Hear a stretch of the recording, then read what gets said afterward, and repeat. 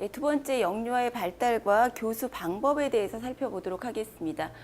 영유아 교육에 있어서 발달적 특성에 대한 이해는 좋은 교육을 하기 위해서는 교사한테 꼭 필요한 거죠. 그래서 영유아기 발달의 특성에 대해서 먼저 살펴보고요. 그다음 발달과 교수학습의 연관에 대해서 살펴보도록 하겠습니다. 첫 번째 영아기의 발달 특성이라고 할 수 있는데요.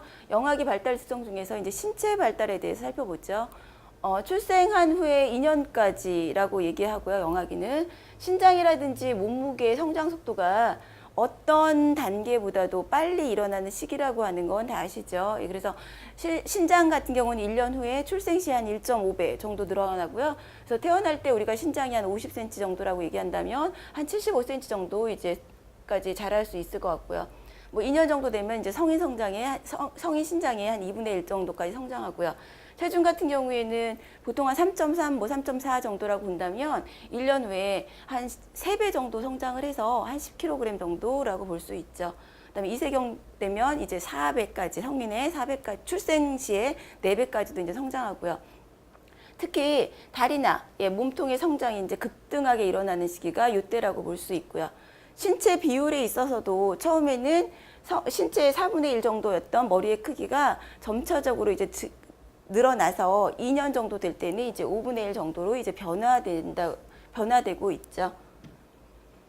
운동 발달 살펴보도록 할게요. 운동 발달은 신체 성장과 더불어서 이제 같이 발달을 하게 되는데요. 뼈나 근육의 성장이라든지 신경계의 성숙의 결과로 새로운 운동 능력, 운동 활동 뭐 이런 것들이 이제 가능해지는 시기라고 볼 수 있겠습니다. 그래서 아이들이 뭐 앉고, 그다음 기고, 서고, 걷고, 뭐 계단 오르는 거, 그다음 밀고 끄는 거, 그다음 공 던지는 거와 관련된 조작적인 활동, 그다음 철봉에 매달리는 거라든지, 그다음 물체 조작하고 조정하는 거, 뭐 이런 다양한 활동들이 가능해지는데요. 이런 활동을 통해서 이제 운동 발달이 이루어지는 거고요. 단지 모든 아이들이 이런 식의 어떤 순서를 거치긴 하지만 이 안에는 당연히 개인차가 이제 많이 존재한다는 게 영아기 발달의 특성이라고 볼 수 있습니다. 이러한 운동 발달에 있어서 운동 발달이 이루어져야 되는 중요한 이유는 외부 세계에 대한 어떤 자발적인 탐색, 이동 능력을 통해서 외부 세계에 대한 자발적인 탐색이 가능해지는 거고요. 그 다음에 목표 추구가 가능해지기 때문에 이 운동의 발달은 꼭 이루어야 되는 과업이라고 할 수 있죠. 세 번째 이제 인지 발달에 대해서 살펴보도록 하죠. 이때는 감각적인 어떤 경험을 통해서 자신의 어떤 사고라든지 지식이라든지 뭐 이런 것들을 넓혀가는 시기라고 할 수 있고요. 그렇기 때문에 오감을 통해서 주변을 계속적으로 탐색하고 주변에 있는 여러 가지 환경과 상호작용을 해야 되고요. 그러한 과정 속에서 개념이라고 하는 게 이제 형성이 될 수 있다라고 할 수 있겠습니다. 경험하지 못한 행동에 대해서는 당연히 우리 영아들은 그 결과를 전혀 생각하지 못하기 때문에 발달을 도모할 수는 없고요.